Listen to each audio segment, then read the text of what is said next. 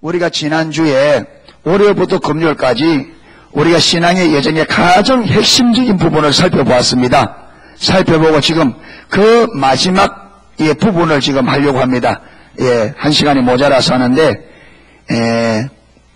월요일부터 금요일까지 안 들으신 분들은 조금 이해가 잘 될는가 모르겠습니다.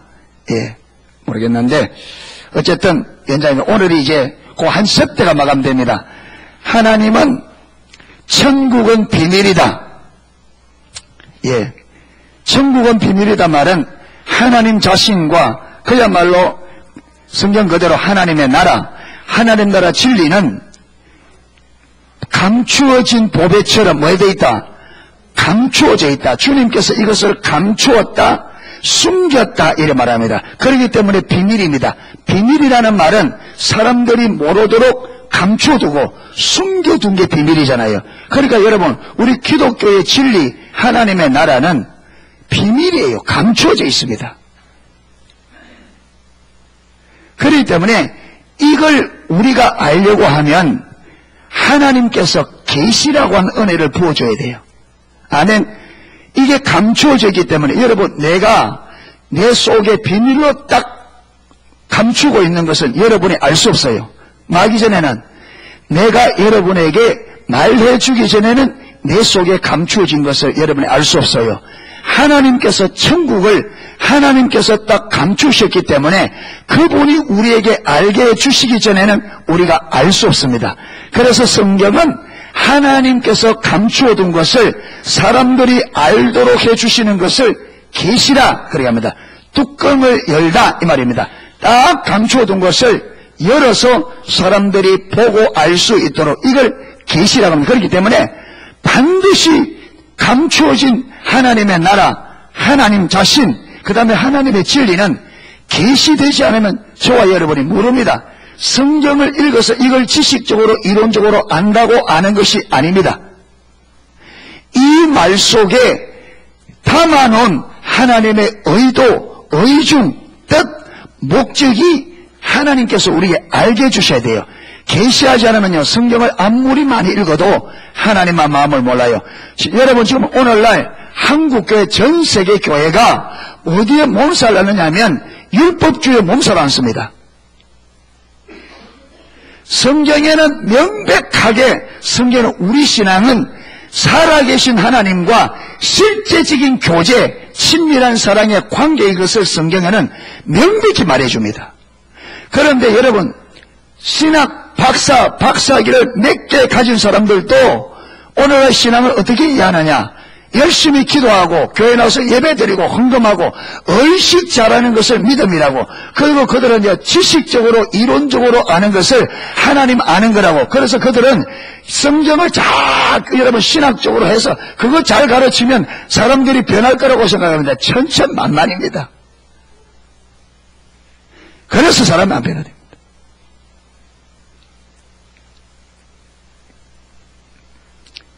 여러분, 오늘날 바리새인들만큼 성경을 잘 아는 사람들이 없습니다. 여러분, 아무리 신학 박사들이라도, 여러분, 일단 바리새인들은요, 성경이 그들 언어로 써있습니다. 그렇잖아요. 우리는요, 히브리어를, 학자들은 히브리어를 공부해서 학적으로 알아서 그걸 연구하는데, 그들은 언어가 그들의 일상이란 말이에요. 그들의 언어로 써있는 성경을 읽으면서도 그들은 성경이 뭐라고 말하는지 몰랐어요. 그래서 바리새인들의 믿음이 실패했습니다. 왜 그러냐? 계시가 없으면 지식적으로 이론적으로 아무리 많이 알아도 안 돼요. 하나님께서 계시해 주셔야 돼요. 아멘. 그렇기 때문에 그래서 기독교를 계시의 종교라 그럽니다. 인간의 노력으로 되는 게 아닙니다. 기독교는 계시가 없으면 기독교는 망합니다. 오늘날 여러분, 이 교회가 왜 이래 망해가느냐? 계시가 없어서 그렇습니다. 성도들의 신앙이 왜 형식적으로 의식에 굳어지고 율법주의에 굳어지고 껍데기만 남느냐? 왜 사람이 안 변하느냐? 계시되어야 돼요. 하나님의 말씀이 계시되어져서 그 말씀이 우리에게 얼마나 중요하고 뭘 요구하고 그 말씀이 우리에게 생명인 것이 계시되어져야 돼요. 그래야 생명을 걸고 예수를 믿게 된단 말이에요. 여러분, 예수님은 하나님의 말씀을 올바로 아신 예수님은 자기의 생명보다도 하나님 말씀을 더 소중하게 여겼습니다. 말씀을 알면 그래 되게 되어 있습니다. 말씀을 알면. 그런데 그러면 성경에 보니까요, 하나님께서 이 천국의 비밀을 알도록 계시를 해주는 사람이 있는가 하면 계시를 안 해준 사람이 있더라는 말이에요. 어떤 사람에게는 계시를 허락해줘서 하나님을 올바로 믿고 따라가는데 어떤 사람은 계시가 안 돼서 신앙이 완전히 엉망이 완전히 껍질만 가지고 간단 말이에요. 그런데 그걸 보니까 누구에게 진리를 계시해 주느냐? 하나님 앞에 하나님 보시기에 그 마음의 중심이, 그 마음의 자세가 올바른 사람들에게, 그 마음의 자세와 태도가 올바른 사람들에게 하나님께서 하늘의 비밀을 계시하더라는 거예요. 그러면 어떻게 하는 것이 올바른 자세고, 그러면 올바른 자세가 되려면 어떻게 해야 되느냐? 여러분, 하나님 앞에 올바른 자세가 되시려면 먼저 하나님의 질투가 우리에게 부어져야 돼요. 우리 안에, 우리의 가슴 속에, 저와 여러분의 가슴 속에 하나님 그분이 말씀하는 대로 살고자 하는 열망이 있어야 돼요. 아멘. 하나님이 말씀대로 세상의 부귀 영광이 아니라, 이 땅에 잘 먹고 잘 사는 것이 아니라 저와 여러분의 가슴에 내가 이 땅에서 거지처럼 사는 날이 있더라도, 내가 이 땅에 사람들의 멸시와 천대가 예수님처럼 멸시천대 받는 날이 있더라도 나는 아버지 뜻대로 살아야 되겠다 하는 이 열망이 가슴에 있어야 하나님 앞에 올바른 자세가 나와요. 왜 올바른 자세가 안 나오느냐? 예수를 오래 믿어도 왜 안 되느냐? 그 열망이 없어요. 하나님의 뜻대로 사는 것보다 내가 이 땅에서 육신 잘 되는 게 더 소중하고, 하나님의 뜻이 이루어지는 것보다 내 뜻이 이루어지는 게 더 소중하고, 여러분, 하나님의 영광보다 내가 사람들에게 영광받고 높임받고 이 땅에 평안하게 잘 먹고 잘 살고 사람들에게 인정받고, 여러분, 그게 훨씬 더 중요합니다. 죽습니다. 그 결과가 오늘 우리의 모습입니다. 여러분, 육신을 따라가면 반드시 죽습니다. 다 망합니다. 생명이신 주님 따라가야 돼요. 아멘. 그래서 누구든지 나를 따라오려거든 자기를 부인하고 자기 십자가를 지라. 여러분, 내가 나를 어떻게 부인하고, 누가 여러분 십자가 지라 말은 죽을 까고 하라는 건데 누가 그거 지고 가겠습니까? 죽을 질 뻔하고 누가 그거 따라가겠습니까? 그러니까 내 안에 나는 죽어도 좋다, 내가 인생이 어디 좋다, 나는 주님 뜻대로 살다가 죽어야 되겠다, 이 열망이 있어야 주님 따라가는데 목숨이라도 걸고 간단 말이에요. 그런데 내가 그런 마음이 전혀 없는데, 주님 뜻대로 살고 싶은 마음이 전혀 없는데, 여러분, 무슨 손해를 보겠습니까? 한 푼도 손해 안 보려고 그러죠. 믿음 때문에 한 푼도 손해 안 보려고 그러죠. 그러니까 여러분, 믿음보다 내 사업이 더 좋고, 믿음보다 직장생활이 더 중요하고, 믿음보다 내가 얻은 이 자리가 더 소중하고, 그러니까 주님은 여러분 제쳐놓고 사는 거죠. 여러분, 그렇게 하면 남는 것은 육신밖에 없습니다. 껍질입니다. 이 육신의 장막이 무너지는 그날에 주님 앞에 딱 서면 주님 앞에 내어놓을 것이 아무것도 없습니다. 저와 여러분은 주님 앞에 반드시 서야 됩니다. 이 인생을 끝나고 나면 여러분, 하나님께서는 저와 여러분은 하나님이 보내셨습니다. 하나님의 뜻과 목적을 이루기 위해서 보내셨습니다.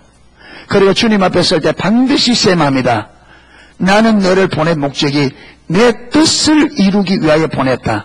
네가 내 뜻을 이루는데 네가 얼마나 동참했느냐?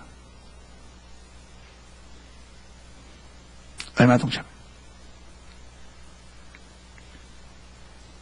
그래서 하나님의 질투가 부어져야 됩니다. 그러니까 저와 여러분의 가슴에 내가 이 세상에서 내 인생이 어떻게 되더라도 주님이 나를 이 땅에 보낸 목적은 당신의 뜻, 아버지의 뜻을 이루기 위해 보냈기 때문에 저와 여러분의 삶의 의미를 여기에 두어야 됩니다. 아멘. 내가 고난받고 사람들에게 무시받는 있더라도 하나님이 나를 이 땅에 보낸 목적이 하나님의 뜻을 이루게 보내기 때문에 나는 그것이 내 삶의 유일한 목적이다. 그래서 여기에 내 삶의 의미를 두고 여기에 내 삶의 가치를 두고 이것이 내 삶의 의미요 가치가 되고 그것이 내 삶의 목적이 되어야 됩니다. 그러려고 하면요, 그 하나님의 질투, 주를 향한 열정이 내 안에 부어져야 그게 나온단 말이에요. 이렇게 하나님의 질투가 부어지고 올바른 마음의 자세가 딱 되면 그 다음으로 가는 게 뭐냐? 하나님을 찾게 되어 있습니다. 왜? 하나님 뜻대로 살고 싶은데 하나님의 뜻이 뭐냐? 그렇죠? 찾게 되어 있어요. 하나님 뜻이 뭐냐? 하나님이 도대체 내게 어떻게 살기를 원하시냐? 하나님의 의도 어중이 뭐냐? 하나님의 목적이 뭐냐? 하나님을 찾게 되어 있고 하나님의 뜻을 찾게 되어 있습니다. 그게 하나님의 얼굴을 구하는 삶이라는 말이에요. 하나님을 찾게 되어 있고 하나님의 뜻을 왜? 그거 이루고 싶으니까. 그분의 뜻대로 살고 싶으니까.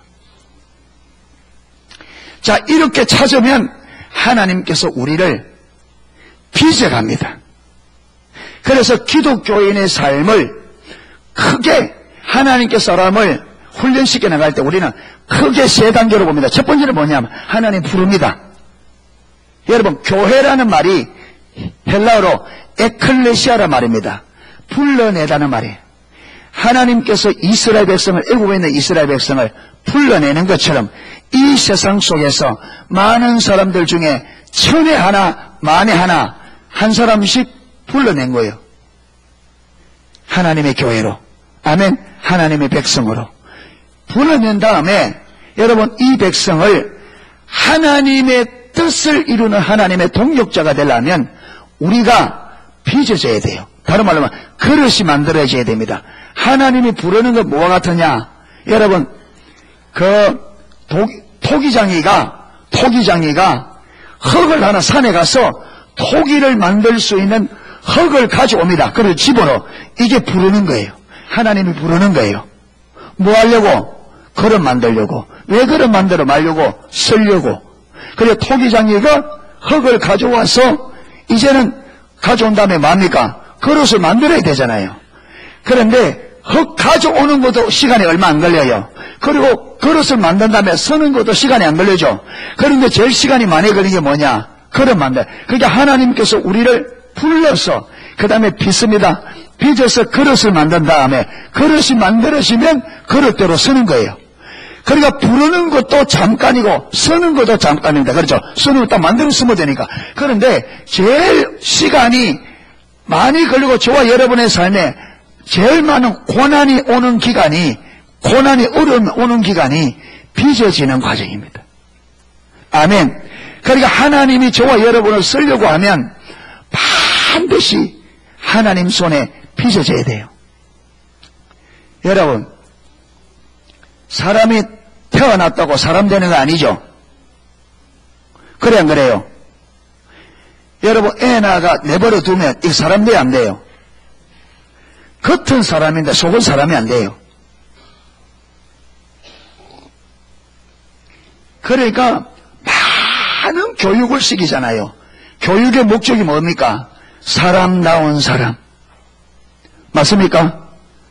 사람이 사람다워야 사람이지 얼굴만 예쁘다고 여자냐? 여자가 정말 여자지. 옛날 노래 유행 가서 마음이 고와야 여자지. 얼굴만 예쁘다고 여자냐? 마음이 고와야 여자지. 옛날 그런 유행가가 있어요. 사람 껍질만 뒤집어 썼다고. 여러분, 오늘날 껍데기는 사람인데 속은 짐승만도 못한 사람이 너무 많단 말이에요. 이게 왜 그러냐? 교육이 잘못돼서 그래요.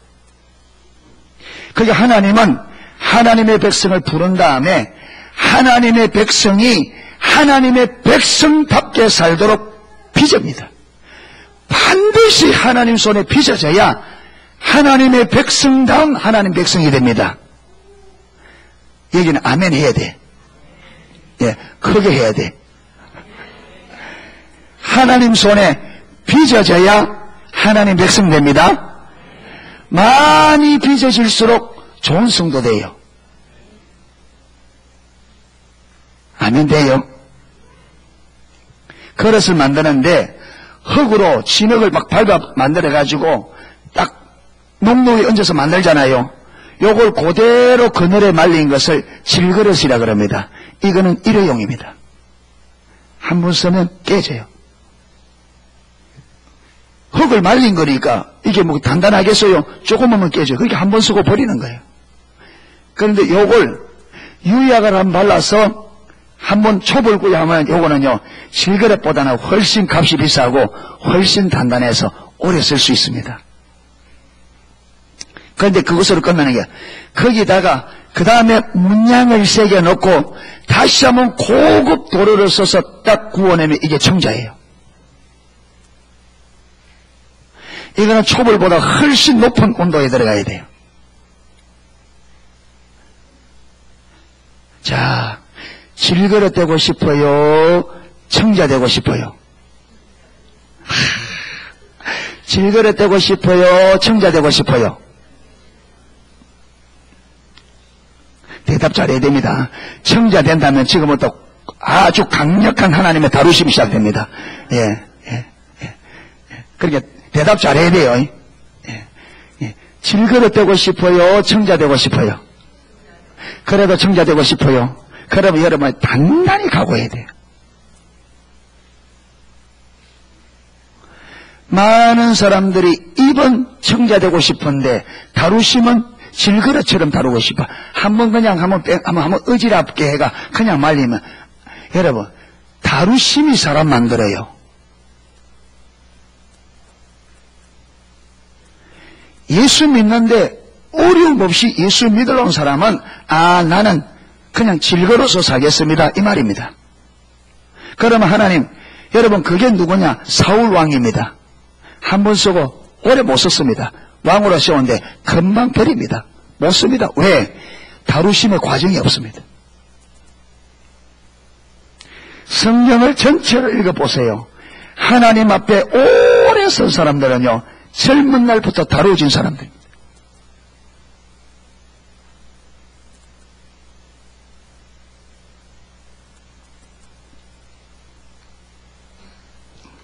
그래서 저와 여러분이 예수를 딱 믿으면 다루심이 시작되는데 그런데 다루심이 다루어지려면요 하나님을 찾아서 하나님의 기준이 보여야 다루어집니다.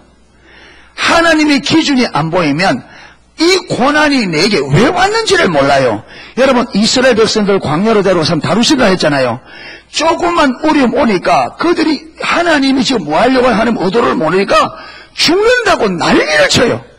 그러니까 하나님께서 할 수 없이 못 다루고 다음에 그 다음에 또 한번 다루려고 하니까 모르니까 또 죽는다고 난립니다. 그러니까 못 다루고 다음에 이래서 10번의 기회를 주는데 안 달아집니다. 안 달아지니까 하나님께서 그들을 그릇 만들기로 포기합니다.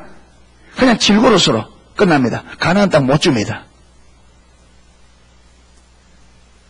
너무나 많은 사람들이 신앙생활에 오는 어려움들을 못 넘어가요. 다루심을 극복을 못한단 말이에요. 그러니까 조금만 어려우면 죽는다고 난리고 하나님 원망하고 불평하고 못 다루죠. 그러니까 하나님께서 다뤄보려고 하다가 그냥 넘어가고 다뤄보려고 하다가 넘어가고. 그런데 여러분 넘어야 될 고비는 반드시 여러분 초벌했으면 반드시 어디에 들어가야 불에 들어가서 구워질 만큼 구워져야 되냐. 불에 여가지고 불 좀 지피려니까 뜨겁다고 죽는다고 난리를 쳐. 그러니까 못 굽고 드러내. 다음에 또 집어니까 또 불 지피려니까 또 죽는다고 난리를 쳐. 못 굽고 드러내. 이래가 이스라엘 백성은 10번 하다가 결국 못 굽고 그냥 버렸단 말이에요.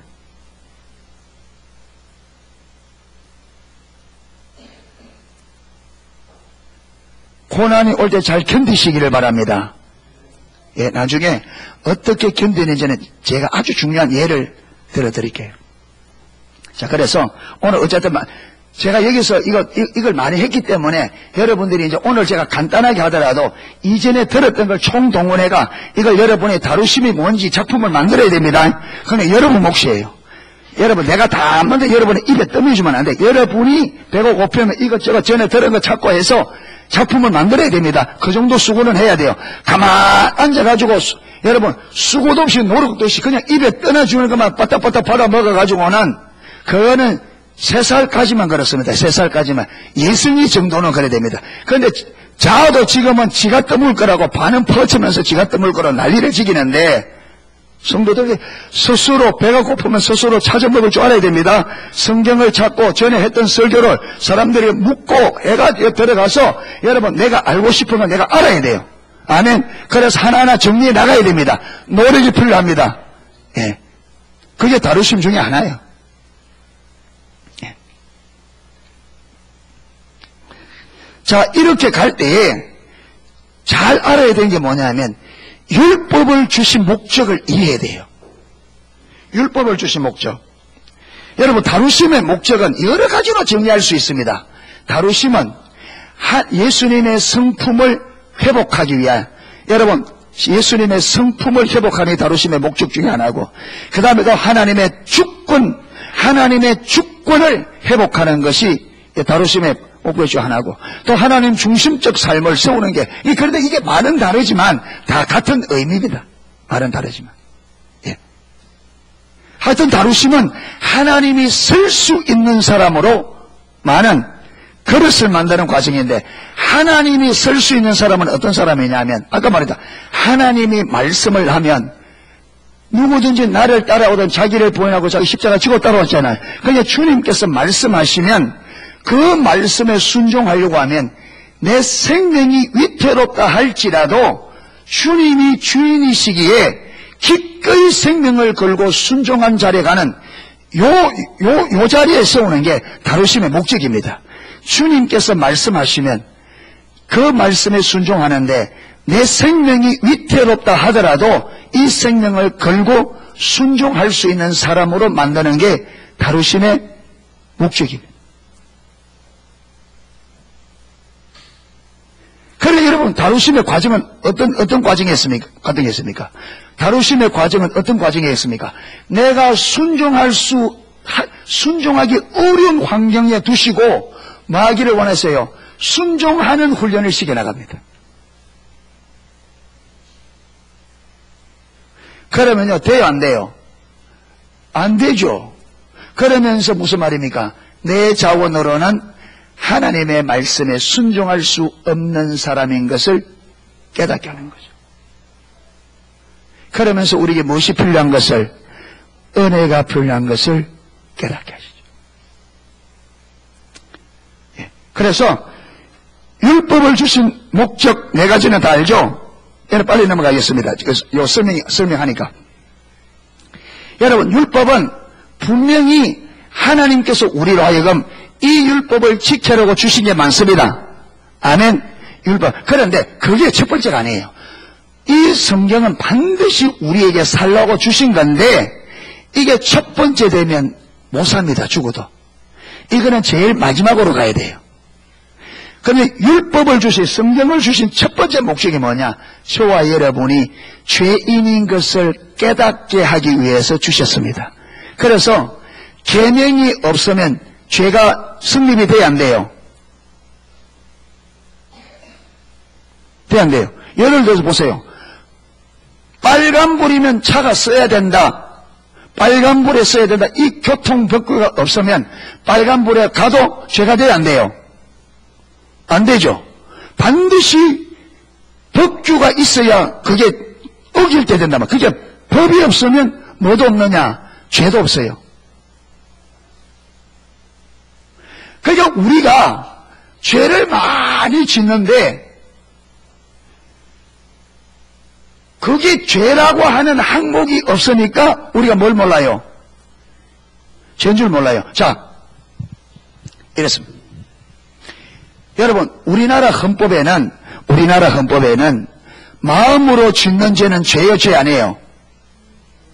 우리나라 헌법에는 아닙니다.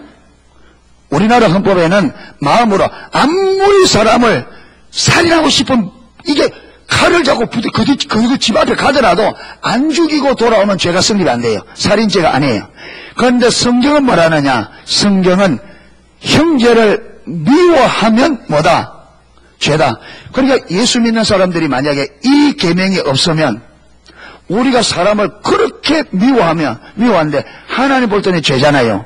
그런데 그 사람을 미워하는 것이 살인하는 거라는 이 계명이 없으면 우리는 사람 미워할 때 그 죄인 줄 알아요? 몰라요? 몰라요. 그러니까 죄를 늘 지으면서도 나는 죄인 줄 몰라요. 그러니까 하나님께서 계명을 딱 주어가지고 너희가 형제를 미워하는 것도 살인하는 죄와 같은 죄다. 요 계명이 있으니까 내가 뭔 줄 알아요? 내가 살인자구나. 그러니까 계명은 첫 번째 계명은 죄를 죄되게 하기 위해서. 아멘. 예, 죄를 죄되게 해서 우리 죄인이 우리가 죄인인 것을 알게 하기 위해서 율법을 주었습니다. 예. 그 다음에 두 번째로는 율법은 죄를 심화시키기 위해서입니다. 이 말은 무슨 말이냐면 여러분, 우리가 죄인인 것뿐만 아니라 우리의 본성까지, 우리 본성이 어떤지 본성을 말하는 겁니다. 하지 말라 하면 우리 본성은 어떠냐? 더 하려고 그래요. 여러분, 이 타락의 본성은 하지 말라 하면 더 하려고 하는 경향이 있습니다. 여러분, 애들이 왔다 갔다 하는 그 길 옆에 유리가 하나 갖다 놓고 그 가만 놔두면 그게 잘 안 깨져요. 그런데 그게 깨뜨리지 마세요 딱 써놓으면 오래 못 갑니다. 그거. 가만 놔놓으면 오래 가는데 깨뜨리지 마세요. 여러분, 어떤 게 관광지에 가면 잔디 딱 심어놓고 줄을 쳐놓고 들어가지 마세요 이래놨잖아요.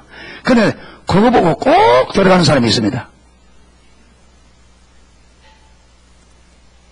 가면 들어가가지고 자리가 반질반질. 예. 여기는 사진 찍지 마세요 해놨는데 꼭 거기서 사진 찍습니다. 하지 마라 하면 더 하려고 하는. 그래 안 그래요? 여러분, 애들도 하면 하지 말라 하면요 더해. 이게 뭐냐? 이게 타락이에요. 그게 우리 타락한 본성은 하나님께서 죄를 짓지 말라고 하면 더 죄를 지으려고 하는 타락된 본성을 가지고 있습니다. 그게 무슨 말이냐면 하나님께서 은혜를 딱 거두면 우리는 죄를 짓지 말라고 하면 죄를 더 지으려고 하는 이 성향이기 때문에 가만히 놓으면 우리가 어디냐? 하나님을 떠나는 이런 속성을 가지고 있습니다. 물이 아래로 흘러가는 것처럼 우리 인간은 하나님을 떠나려고 하는 본성을 가지고 있습니다. 그리고 저와 여러분이 하나님을 지속적으로 안 찾으면 나도 모르는 사이 하나님을 떠나요. 본성적으로. 그 다음 율법의 세 번째가 뭐냐? 율법을 주신 목적 세 번째가 율법은 이렇게 우리에게 너는 죄인이야. 너는 절대로 네 힘으로 율법을 지킬 수 없는 죄인인 것을 율법이 우리에게, 그래서 율법이 정죄한다 했잖아요. 왜? 우리가 그리 못 사니까. 그리고 너는 그렇게 전적으로 타락했을 뿐 아니라 네 본성은 본성적으로 하나님을 거스르는 본성을 가지고 있어. 그걸 가르칩니다. 그러고 난 다음에 그러기 때문에 너는 네 스스로는 절대로 구원 얻을 수 없어. 이래서 율법이 딱 데리고 어디로 가느냐? 많은 실패를 한 우리는 율법대로 살아보려고, 그래서 아까 그랬잖아요. 하나님 뜻대로 살고자 하는 하나님의 질투가 내게 와 있고 올바른 마음의 자세와 태도를 가지고 하나님 뜻대로 살고 하나님을 찾죠. 이게 찾으니까 하나님께서 눈을 열어서 분별력을 열어서 하나님이 기준을 보게 한단 말이에요. 그러니까 내가 기준대로 살고 싶죠. 기준대로 살려고 하는데 돼요 안 돼요? 안 되지. 왜? 우리에게는 우리가 타락해서 지킬 수 있는 능력이 없다. 그러니까 반복적으로 넘어지면 어떻게 되느냐? 성경이 말한 걸 인정하게 되죠. 와, 내가 진짜 타락했네. 진짜 안 되네. 그러니까 언제까지? 항복할 때까지 율법이 지켜봐. 그러니까 나는 죽으라고 지키죠. 근데 결국은 됩니까 안 됩니까? 내 자원으로 안 되는 나를 봅니다. 그냥 율법이 안 되지. 안 되지. 예. 그래서 너가 전적 타락했다 하는 거야. 근데 네 자원 안 돼. 그래서 율법이 딱 손잡고 어디로 가느냐? 가자. 누구에게로? 네가 해결하지 못한 그 죄를 네 대신 해결한 분이 있어. 그래서 예수께로. 그래서 율법이 우리를 그리스도께로 인도하는 초등교사다. 몽학선생이다. 그래서 바로 이분이 너를 위해 십자가에 죽으셔서 너의 모든 죄 문제를 해결한 너의 유일한 구원자요, 주요, 길이요, 진리요, 생명이요. 이분이 너의 유일한 의야. 이제 이분만이 너의 구원자니까 이분을 의지해서 살아. 그래서 율법이 우리에게 누구를? 그리스도께서. 왜? 그리스도가 율법이 우리에게 요구하는 것을 그리스도께서 율법의 요구를 다 지불했단 말이에요. 아멘. 그래서 이제는 율법이 우리에게 제재하는 것은 끝났어요. 그래서 예수님께서 우리를 이제 어디에 두지 않고 법 아래, 율법 아래 두지 않고 어디에? 은혜 안에 두셨다. 왜? 율법이 요구하는 걸 누가? 예수님께서 다 치렀단 말이에요. 왜? 율법이 요구하는 건 뭐냐? 율법은 정죄한다. 정죄하고 정죄한 우리가 죄인으로 딱 정죄받으면 그 다음에 율법이 요구하는 게 뭐냐? 우리의 생명입니다. 왜? 죄의 삭선 사망. 그래서 우리가 율법을 지키지 못하기 때문에 죄인이죠. 그 율법이 우리로 죄인으로 정죄합니다. 그런 다음에 죄인에게 죄값으로 뭘 내놔라? 생명을 내놔라. 그런데 율법이 요구하는 이 생명을 누가 내줬어요? 우리의 죄값으로 예수님의 당신의 생명을 지불했단 말이에요. 그게 율법이 요구하는 것을 예수님이 완불 지불했습니다. 아멘. 그게 율법, 우리가 아무리 죄를 많이 지어도 율법이 우리에게 정죄할 수 있다 없다? 없다. 요구할 게 있다 없다? 없다. 율법과 우리는 끝났어요. 그래서 법 아래 두지 않고 은혜 안에 두셨단 말이에요. 왜? 율법이 우리에게 죄인된 우리에게 요구하는 요구를 예수님께서 완불 지불했대. 아멘. 완전하게 율법이 우리에게 아무것도 요구하지 못하도 완불. 그래서 어려래. 그래서 로마서 8장 1절에 그러므로 그리스도 예수 안에 있는 자들은 결코 정죄함이 없나니 이는 생명의 성령의 법이 죄와 사망의 법에서 우리를 해방하였습니다. 할렐루야. 이런 다음에 이제부터는 그러면 구원받은 이렇게 하나님의 백성이 어떻게 살아야 되느냐? 어떻게 살아야 되느냐? 이제는 어떻게 살아라? 계명대로 살아라. 여기서 계명대로 사라지는 겁니다. 누구 능력으로? 내 능력이 아니라 하나님의 은혜로. 우리 아까 어디 두셨다고요? 은혜 아래. 은혜 아래 두셨으니까 그 은혜로 우리가 율법을 지키는 삶을 살 수 있습니다. 하나님의 은혜로. 아멘. 그러니까 내가 여러분 신앙생활 잘 하는 게 내가 자랑할 게 있어요 없어요? 아니죠. 내가 하는 게 아니죠. 누가? 주님의 은혜가. 그렇기 때문에 내가 신앙생활 잘 할수록 이 영광을 누구에게? 주님께. 그러나 여러분 내가 신앙생활 잘 안 될 때는 내가 노력을 안 해서가 아니라 하나님의 은혜가 없기 때문에 그런 거예요. 그렇기 때문에 신앙생활 하지 않을 때 내가 하려고 애쓰지 말고 뭘 구하라? 은혜를 구하라. 아멘. 자, 이 과정을 제가 설명하겠습니다. 자, 그래서 다루심의 과정, 값진 보화를 찾는 과정입니다. 다루심의 과정은 값진 보화를 찾는 과정입니다.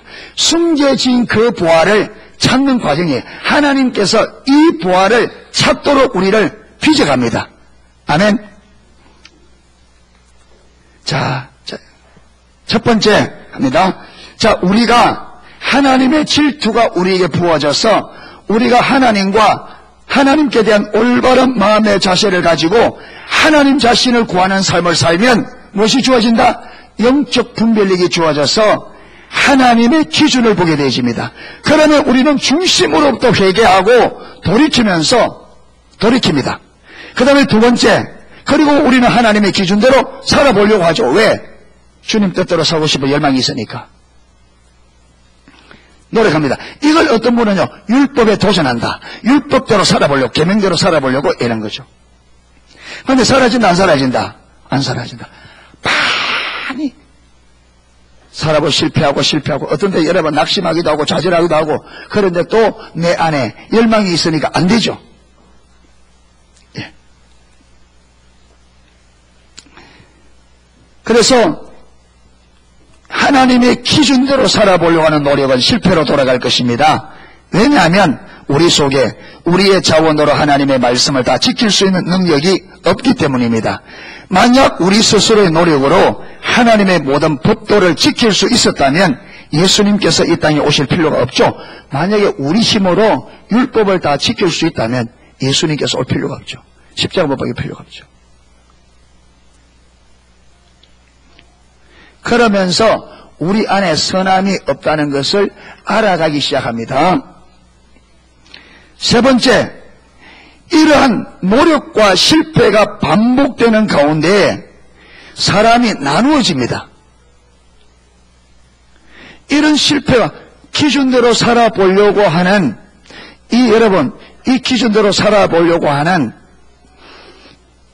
그 노력이 노력하다가 실패하고 노력하다가 실패하고 이 반복되면 사람이 나누어진다. 어떻게 나누어지느냐 하면 첫 번째는 그 노력을 포기하는 사람이랍니다. 포기하는 사람.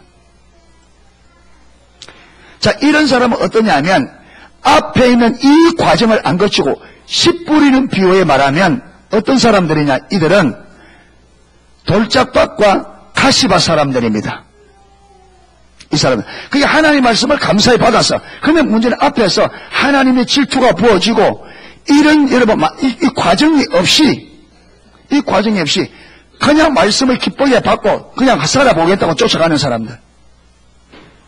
그래 포기하는 사람들 또 두 번째 보리는 타협하는 사람들 다 같습니다. 포기하는 거나 타협하는 거나. 그런데 앞에서 하나님의 질투와 그 다음에 올바른 마음의 자세와 그 다음에 하나님의 얼굴을 구하는 이것이 올바로 된 사람은 내 안에 하나님의 뜻대로 살고 싶은 열망이 있으니까 포기 못하죠.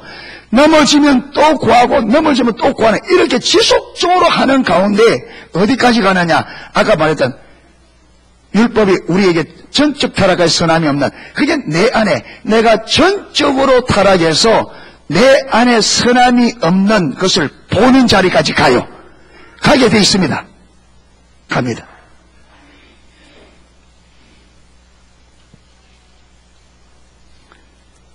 자, 바로 그 자리가 무슨 자리라고요?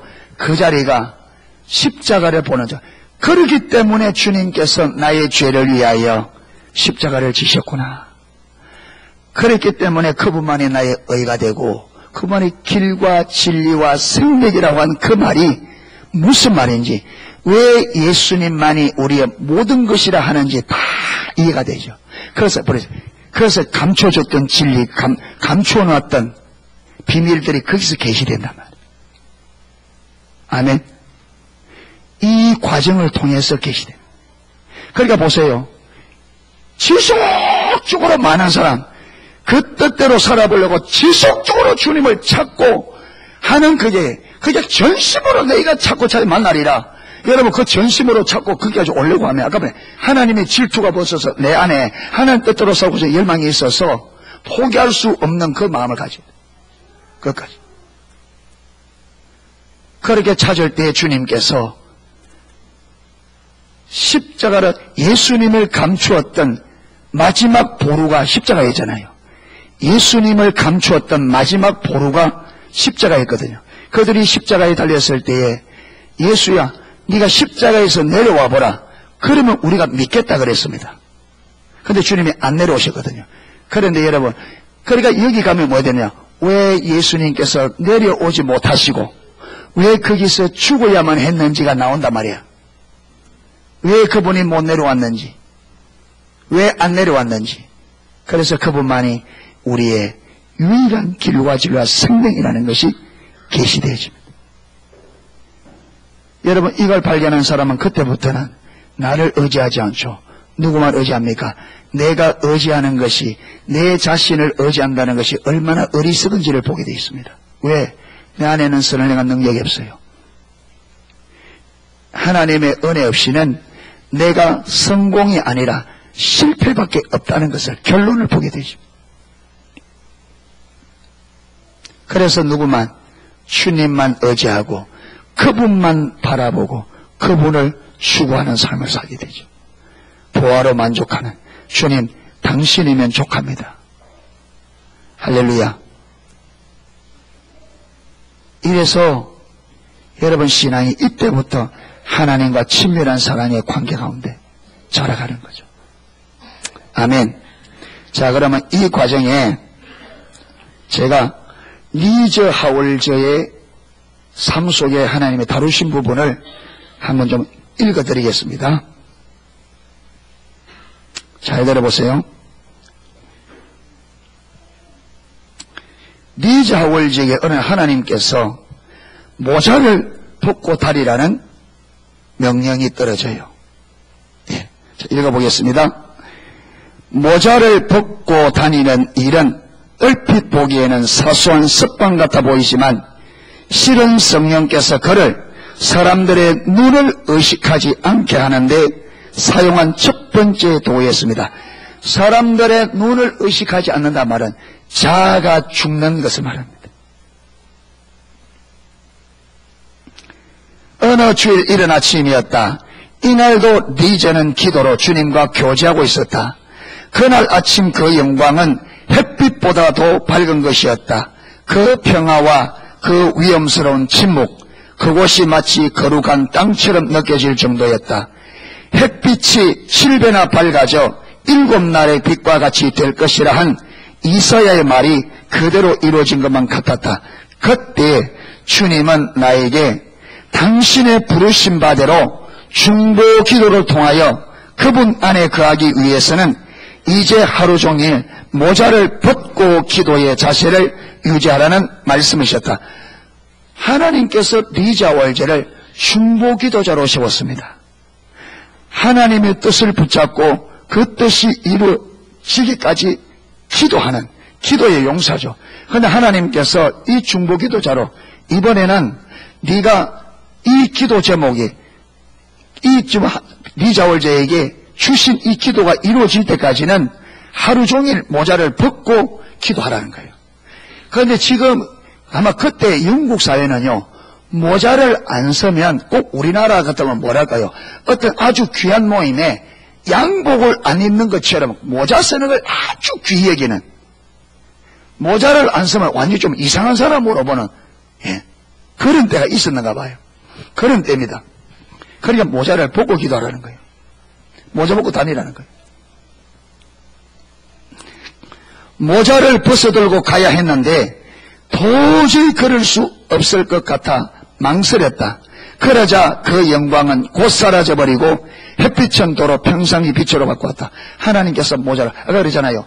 그날에 하나님의 임재가 강력해서 이사야가 그자 7날 햇빛이 그렇게 영광스러운 시간이었는데, 그걸 하나님께서 그 영광 가운데서 이제부터는 네가 중보자로서 그 기도가 응답될 때까지 모자를 벗고 지내라. 그런데 이제 지금 집에 아침에 하는데 이제 가야 되는데, 그 사역지로 가야 되는데 도저히 모자를 벗고 못 가겠는 거예요. 그 모자를 벗고 못 가겠다 이런 마음이 드니까 그 임재가 싹 거두죠.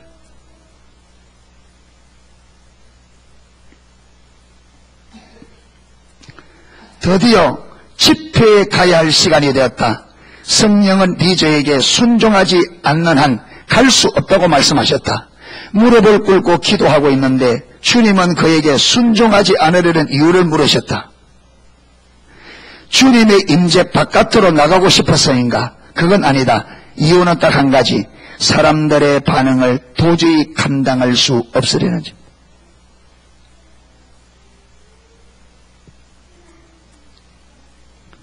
그러자 주님은 바로 그것이 주께서 그에게 이것을 명령하시는 이유라고 말씀하셨다. 여러분 보세요. 리즈가 이 모자 벗고 가는 건 도저히 할 수 없다. 사람들의 반응을 감당을 못하게 되냐. 그것 때문에 내가 지금 말하는 거예요. 여러분, 하나님은 우리가 이것 때문에 못하겠습니다 하면 그걸 제거합니다. 여러분, 부자 청년에게 지금 하나님을 따르는데 지금까지 영생을 위해 살아왔는데 그에게 아직까지 영생을 얻지 못하도록 방해한 게 뭐예요? 그의 재물이었습니다. 그러니까 하나님께서 그 점을 내려놓는. 저와 여러분이 하나님 이것만은 안 돼요. 여러분 그거 내놓으라 그래요.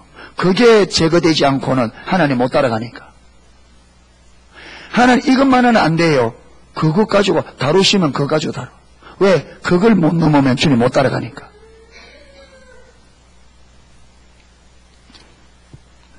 주님은 또한 네 저 자신이 먼저 세상을 이기지 못한다면 이제 그는 다시는 세상을 향하여 죽는다는 것에 대한 설거를 하지 못할 것이라고 말씀하셨다.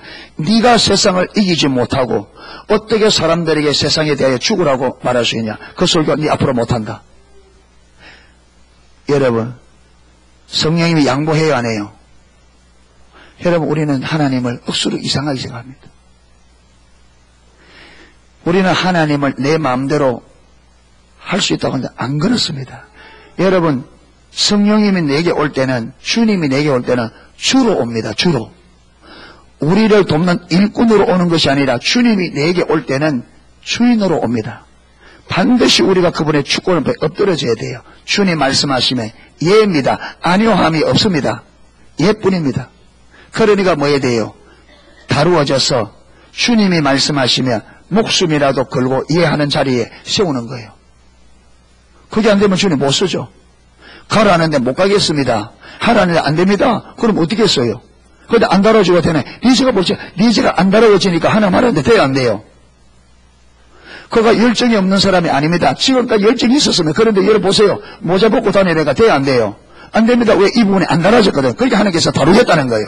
이것 때문에 지금 하나님이 방해되니까 이거 다뤄야 돼. 이거 제거해야 되거든. 여러분이 지금 나는 이것 때문에 저것 때문에 그거요 제가 안 되면 여러분 주님 못 따라갑니다. 그것 때문에 지금 주님 못 따라가는데.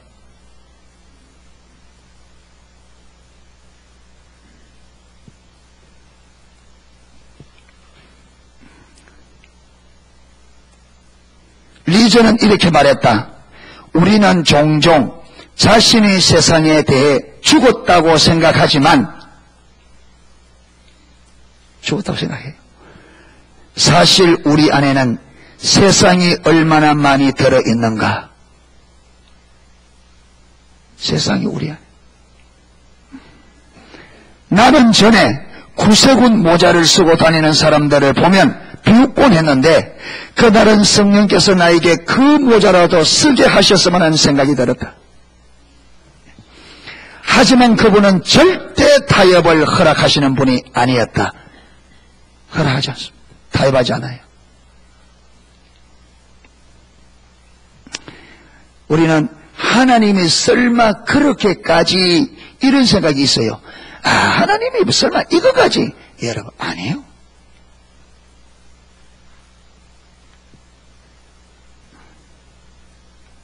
나는 고백할 수밖에 없었다. 주께서 나를 강권하시니 나는 주의 종입니다. 여러분 하나님께서 말씀하시면 순종하는 길 외에 무엇이 없다. 길이 없어요.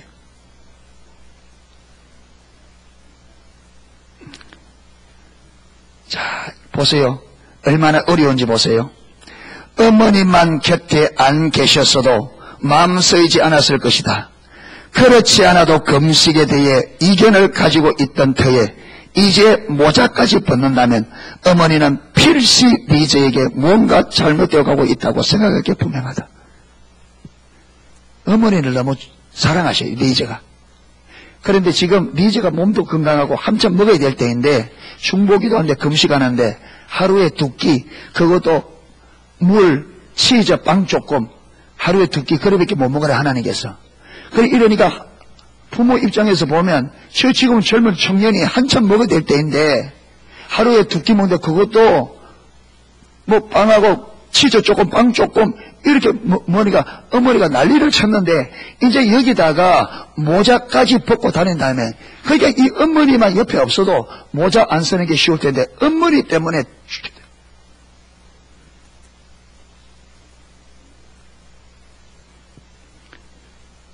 여러분 허드슨 테일러도요 중국으로 선교를 불러요. 어머니가요 이 허드슨 테일러 하나예요. 홀로예요. 그런데 이 허드슨테리가 중국으로 가면 이제 언제 다시 모르는 거예요. 그리고 그 전날인가 와서 어머니가 그 허드텔레가 자는 방을 깨끗이 청소 다 해주고, 그리고 이제 배가 닿아서 가야 되는데 같이 찬송 부르고 성경 읽고 하는데, 허드텔레는 배에 타고 어머니는 부두에 있죠.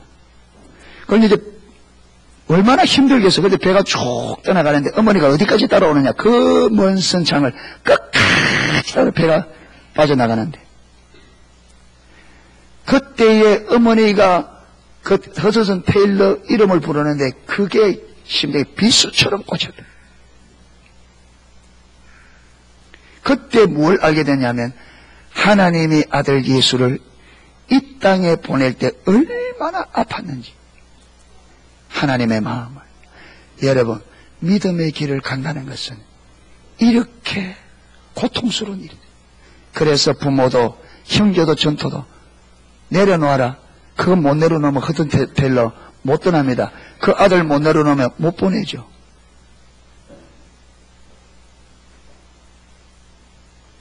여러분, 우리가 얼마나 안일하게 사는지 한번 보세요. 뭘 예수 믿는다고 말하고 있는지.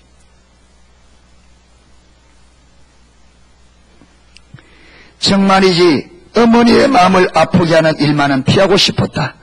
리즈의 집안은 그 고장에서 명성이 높았고 다들 부모님을 존경했다. 그런데 이제 부모님의 명예를 욕되게 할 것이라 생각하니 시험은 2배로 더 어려워졌다. 어머니는 리즈가 평상시보다 좀 늦다고 생각했다. 그때 그가 계단으로 내려오는 소리가 들렸다. 어머니는 모자를 손에 들고 계단에 내려오는 아들을 맞이했다. 어머니는 모정이 가득한 감긴 손으로 모자를 곱게 쓸어내리고 서 계셨다. 어머니에게 모자를 쓰지 않겠다고 말씀드리는 순간 시몬의 할아버지가 마리아에게 주었던 말이 생각났다. 또 칼이 내 마음을 찌르듯 하리라. 사랑하는 아들에게 씌워줄 모자를 곱게 손질하고 있는데 리즈가 내려와서 그 모자 못 쓰겠습니다 할 때에 얼마나 시몬이 예수님을 안고 마리아에게 이 아이가 칼로 네 마음을 찌르듯 하리라.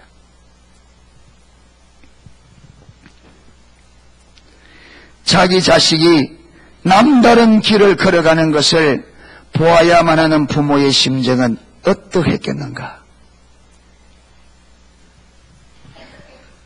잠이 옵니까?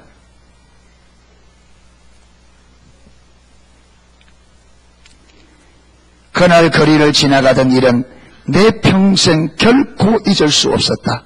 겉으로는 각자 교회를 향하여 사람들이 지나가고 있었다.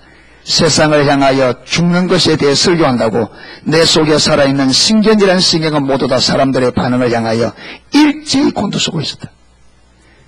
사람들이 이게 얼마나 민감하게 반응하는지. 여러분, 우리가 그렇습니다. 한번 해봐야 알아요.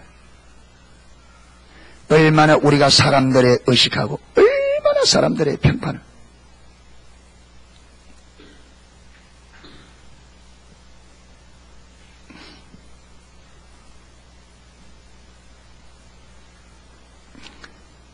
하지만 그것은 분명 신의 성품에 향하여 변화되고 가고 있는 과정이다. 여러분, 이게 끝이 아닙니다. 자, 그래서 그게 이제 일상 그 마을에서 어느 정도 되어졌어요. 어느 정도. 예. 어느 되어지니까 하나님께서 한 차원 더 끌어올립니다. 보세요. 성령은 결코 몰아붙이는 일이 없으신 분이다. 주님이 지신 십자가를 보여주시면서 오직 사랑해 줄 우리를 인도하신다. 리제가 친구에게 사역팀을 넘겨주고 얼마 뒤 다음 주에 런던으로 올라와 달라는 고세시의 초청 편지가 왔다. 리제는 처음에 갈 수 없다고 생각했다. 왜 갈 수 없다고 생각했을까요? 모자 안 쓰고 먹어요. 왜냐하면 이제 막 새로운 중보 기도의 제목을 받아 그것을 위해 기도하라는 부르심을 받은 터였으며 그 기도는 줄잡아 3개월은 걸릴 것이기 때문이다. 그는 진짜 커다란 희생을 치렀다고 생각하면서 잠자리를 들었었다. 그러나 이튿날 아침 주님은 그에게 이렇게 물으셨다. 왜 런던에 가지 않으려느냐? 왜 런던에 안 가려고 하느냐? 그러니까 중보 기도 때문입니다. 하나님께 뭐라 하느냐? 런던에서 중보기도 할 수 없다더냐? 성령은 언제나 우리 자아의 가장 깊은 뿌리까지 손을 대고 싶어 하시며 그 바닥까지 추적하여 내려오신다. 그분은 말씀하셨다. 런던에 가지 않으려 가는 진짜 이유를 말해봐라. 네가 런던에 안 가려 진짜 이유를 말해봐라. 리저는 고백할 수밖에 없었다. 실은 모자도 안 쓰고 런던에 가기가 너무 두려웠기 때문입니다. 그는 이렇게 말했다. 나는 우리 동네에서 모자 문제에 대해 승리했다. 하지만 런던까지 가서 그런 고위급 사람들을 만나는데 모자를 벗고 갈 수는 없었다. 또 다른 차원에. 그게 주님께서 자꾸 높은 단계로 이게 자라가는 거라. 또한 레드스타 경은 자신을 모욕한다고 여길 것이 분명했다. 그때 나는 육체는 온갖 잡다한 이유를 다 만들어냈다. 여러분 이게 우리가 속잖아요. 하나님이 말씀하면 우리 속에 그게 할 수 없다는 잡다한 이유를 둘러대서 우리는 그걸 이유에 합당하다고 순종 안 하거든요. 그렇잖아요. 이것 때문에 이것 때문에 이것 때문에 이것 때문에. 그런데 리저는 보세요. 하지만 그 가운데 단 한 가지도 성령께는 이유가 되지 못했다. 여러분이 우리가 갖다 대는 모든 그 핑계가 성령님 앞에 이유가 된다 안 된다? 안 됩니다. 안 됩니다. 주님께서 말씀하시면 순종하는 것만이 성령의 뜻을 따르는 겁니다. 핑계가 안 통합니다. 여러분 주일 성수는 여러분 아무리 핑계대도 안 돼요. 하는 거 외에는 순종이 아니에요. 하나님 말씀하시죠. 그분은 내가 정말 사람에게 보다 하나님께 순종하는가를 보기 위하여 이런 상황을 일부러 계획하신 것이다. 사람이 귀하냐 하나님이 귀하냐. 아까 그랬잖아요. 이스라엘 백성을 광야로 인도한 이유는 사람이 뭐로 살지 않고 떡으로 살지 않고 뭐로 사는 삶 하나님의 말씀으로 이겁니다. 어떤 상황 가운데서도 하나님의 말씀을 택하느냐 다른 걸 택하느냐 이거다 말이에요. 상황이 그러니까 하나님 이래서 못합니다. 그게 성령의 이유가 된다 안 된다? 안 됩니다. 그거 알고 하는 분이다. 안 되니까 그걸 알고. 그게 리즈 그랬잖아요. 사람들이 반응 때문에 그러니까 내가 그것 때문에 네가 그것 때문에 못하니까 그걸 죄야 되겠다는 거예요. 그것 때문에 못한다니까 그걸 죄요.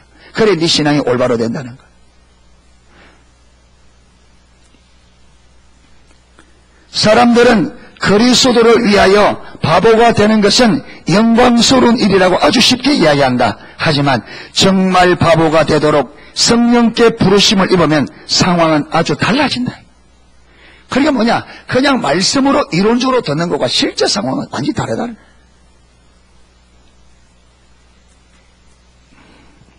갈등이 얼마나 컸던지 이런 생각까지 들었다. 여러분 예수님도 갈등을 했는데 왜 사람이 갈등을 했습니까? 여러분 그래서 하나님을 경험하는 이것까지 실체 다섯 번째가 하나님의 말씀은 우리를 갈등으로 몰아넣는다. 갈등으로. 하나님의 말씀은 하나님께서 말씀하시면 그 말씀은 우리를 갈등으로 몰아넣는다. 왜?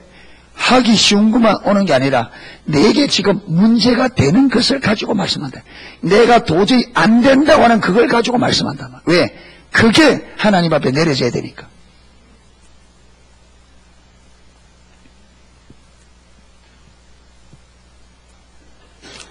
그러니까 이런 생각이 들었다. 이렇게 완전히 헌신된 삶, 종으로서의 삶, 매일매일 죽는 삶이란 그만두고 그저 복음을 전하고 가난한 사람을 도와주며 사는 평범한 그리스도인의 삶으로 돌아갈 수는 없을까? 사실 많은 사람들이 그렇게 살고 있다. 여러분 사실 많은 사람들이 이렇게 사는데 이게 믿음이에요. 이게 하나님 볼 때 믿음이 믿음 아니에요. 믿음 아니죠. 하나님의 길에는 리자월저가 가는 것처럼 이런 길이 반드시 있단 말이에요.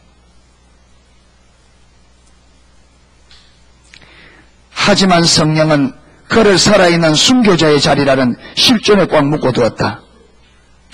그는 이 땅에 사는 동안 자기 인생에 대해 아무런 권리를 주장할 수 없었다. 리저 역시 자신이 그 일에 선택권이 없음을 잘 알고 있었다. 또한 성령은 결코 몰아붙이는 일이 없으신 분인지라 리저에게 주께서 지셨던 쓰라린 십자가를 보여주면서 오직 사랑의 줄로 그를 인도해 가셨다. 성경에도 나와 있듯이 그는 고운 모양도 없고 풍채도 없은즉 멸시를 받아서 사람들에게 실어버린 바 되었으며 강고를 많이 겪었으며 즐거운 아는 자라. 우리 찬송 가사 중에 게세마네 동산까지 주와 함께 가려하네, 피땀 흘린 동산까지 주와 함께 가려하네, 주의 인도하심 따라 주의 인도하심 따라 어디든지 주를 따라 주와 같이 가려네. 우리 사역팀은 이 노래를 즐겨 부르곤 했다. 하지만 바로 그 순간 주님과 함께 간다는 것은 왜 그리도 쓰라린 고통이었던가. 아골골짝 빈들에도 복음 들고 찾아가고 종기영광 모든 것에 주님을로 받으소서. 멸시천대 십자가는 노래 부를 때 우리가 얼마나 잘 불러요. 얼마나 의뢰스럽게 불러요. 그런데 실제 삶 속에 그 길을 딱 놓으면 우리는 못 간다고 손을 절레절레 흔든단 말이에요. 그 찬송이 은혜스럽다고 많이 불러요.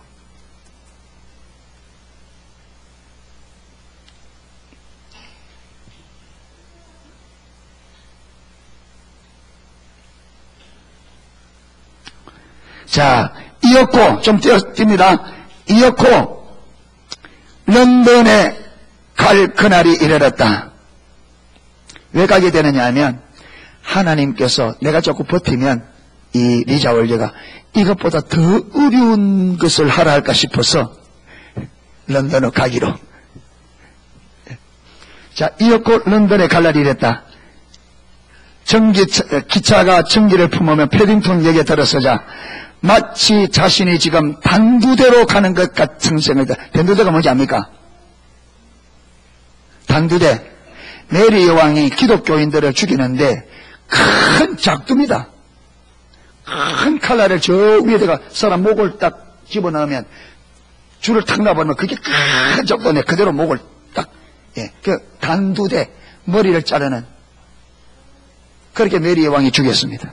그런데 지금 기차가, 지금 런던으로 갈 기차가 패딩턴에 들어오는데 그 기차를 타는 것이 단두대로 가는 같은 생각이 들었다. 죽으러 가는 거죠.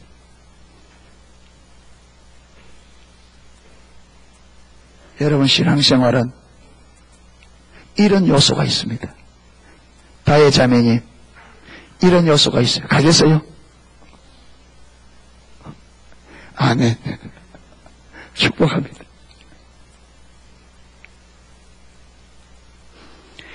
영원한 나라, 영원한 생명을 얻는 길은 그냥 아무렇게나 돼가 되는 길 아니에요.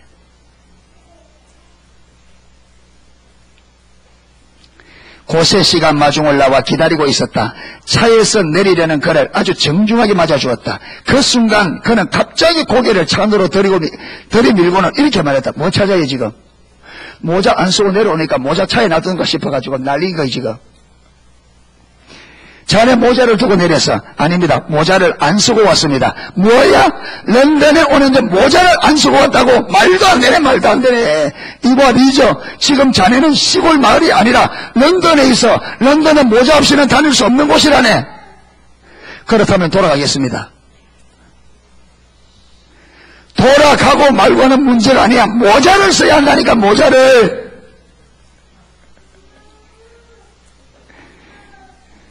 그때 이를 돌리며 리저는 이렇게 말했다. 나는 그때까지 그렇게 딱한 꼴을 한 사람을 처음 보았다. 누가? 고세씨가. 그를 초청한 이분이 모자 안 쓰고 온 리저를 바라볼 때 리저가 지금까지 사람들이 그렇게 딱한 표정한 사람을 본 적이 없대.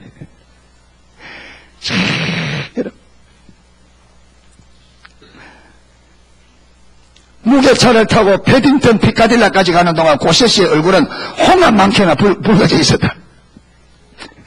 가는 길에 그는 이렇게 말했다. 집에 새 모자가 하나 있는데 아주 비싼 것이라네. 나한테는 맞지 않으니 내 그걸 자네에게 줌세. 나는 그에 분명히 말했다. 런던에 있는 동안 런던에 있는 모자를 몽땅 갖다 준다고 해도 단 하나도 받을 수가 없노라고. 지금 모자를 벗고 다니는 것이 중보기도자의 자리를 얻기 위하여 지녀야 할 주님 안에 거하는 태도 가운데 하나이기 때문이다. 그는 나중에 자기 평생에 그때만큼 자존심이 상해본 적이 없노라고. 고세시도. 여러분, 주님의 길을 따라가는 사람, 옆에 있는 사람도 힘듭니다. 그래서 대가를 지불해야 돼요. 대가가 지불해야 돼요.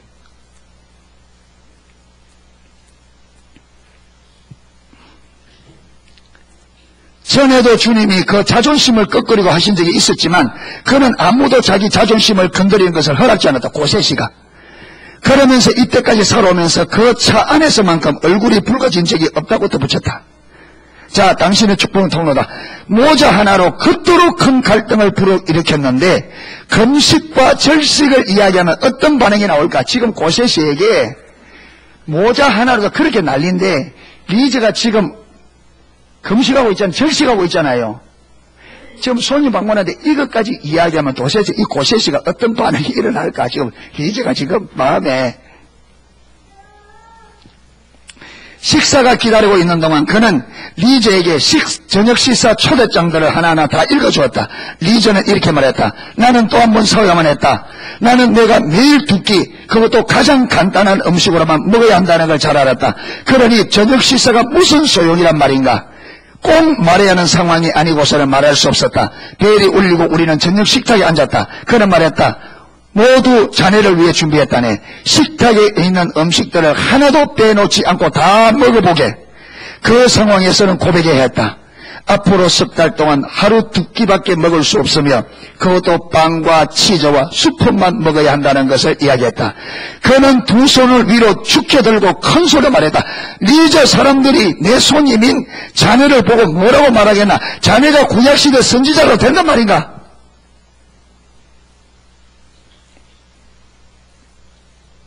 우리는 둘 다 폭소를 터뜨렸다.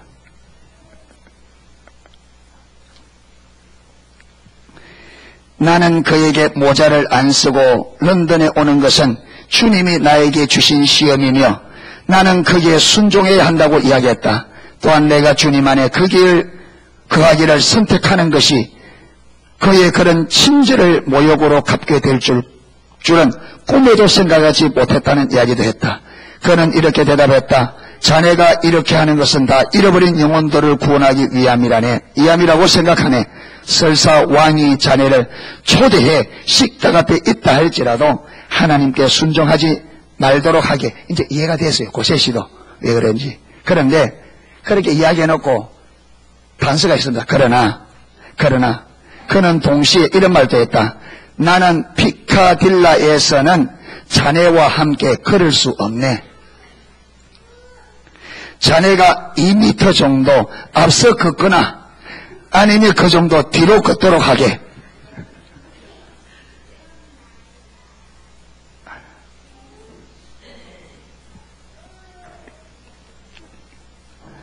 우리는 또다시 한바탕 웃었다. 십자가는 그런 것이었다. 그것은 영광스러운 승리였다. 이기고 나면 영광스러운데 이길 때까지 하나님께서 이렇게 올라간 리저를 통해서 이 그를 초대하고 대접한 고세시에게 놀라운 선물을 줍니다. 여러분, 가겠습니까? 자, 사랑하는 농속이었습니다. 여러분, 우리가 가야 될 길이 이 길입니다. 가시겠습니까? 아멘 소리가 지금 안 들립니다. 자, 같이 가시겠습니까? 가시겠습니까? 가야 돼요. 가지 않고는 다른 길이 없습니다. 아까 그랬잖아요. 말은 마다고 쉽다고. 그런데 실제 삶은 쉽지 않아요. 그렇게 저와 여러분이 어렵다고 가지 않는 우리가 그 결과가 오늘 우리의 삶이잖아요. 힘들고 어렵다고 가지 않는 결과가 오늘 우리 삶이란 말이에요. 여러분, 예수를 오늘까지 믿고 왔는데 우리에게 남은 게 뭐 있냐 말이에요. 그러면 앞으로 어렵다고 앞으로 안 가면 우리 삶은 마찬가지죠. 그래서 우리는 부활절을 당하여 이렇게 주님께서도 십자가를 지는 일이 이와 같았습니다. 아멘. 그도 십자가를 앞에 두고 여러분 겟세마네 동산에서 리자올 자가 그렇게 갈등했던 것처럼 예수님도 십자가를 질 거냐, 지기 싫은 내 삶을 선택할 거냐, 지라는 아버지의 뜻에 순종할 거냐, 얼마나 고민하고 씨름했으면, 얼마나 간절히 했으면 이마에 핏줄이 다 터져서 땀이 피가 되어 흘렀겠습니까? 주님께서 그렇게 우리를 위해 갔기 때문에 우리에게 나를 위하여 그 길을 걸으라고 말할 수 있는 거예요. 아멘. 그래서 저와 여러분 좀 믿음의 마음을 좀 단단히 가지십시다. 여러분 너무 풀어져 있는 우리의 믿음을 좀 좋아서 하나님께서 왜 이런 일을 하느냐? 하늘을 주기 위해서. 할렐루야. 영원한 것을, 하나님께 있는 가장 소중한 것을 우리에게 주기 위해서. 왜? 우리가 세상에 이런 것들로 인하여 그걸 놓쳐버리기 때문에, 세상에 하찮은 것들로 인하여 영원한 것을 놓쳐버리기 때문에 이렇게라도 세상을, 사람을 의식하고 세상 것을 끌어내고 하늘의 영원한 것을 가지라고 이렇게 우리에게 요구하는 겁니다. 할렐루야. 우리에게 이런 어려움을 하는 것, 우리 고생 시키려고 하는 게 아니에요. 정말로 영원한 값진 것을, 정말로 값진 것을 주기 위한 하나님의 사랑의 배려입니다. 할렐루야. 그래서 저와 여러분이 어렵다 주님께 딱 걸고 갈 수 있기를 축복합니다.